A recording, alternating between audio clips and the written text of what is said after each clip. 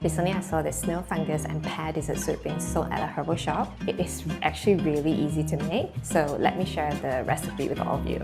I've shared other snow fungus recipes before. If you have not watched them, do check out the link in the description below. I'll be using this type of snow fungus. After cooking, it will turn soft and jelly-like. Rinse with water.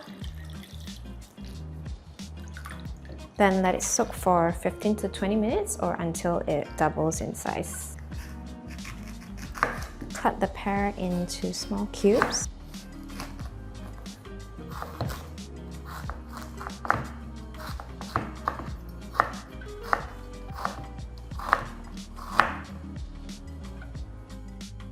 I soaked this for 20 minutes, so you can see it has doubled in size and it's soft. Then squeeze out the excess water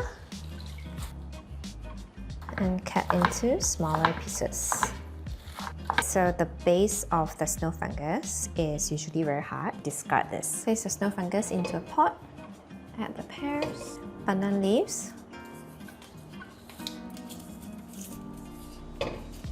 twist it slightly to release the aroma, and water.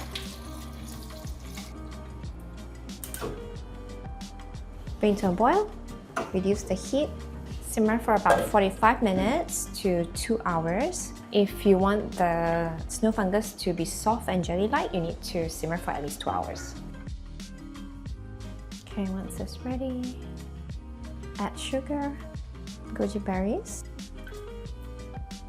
red dates, remove the pit,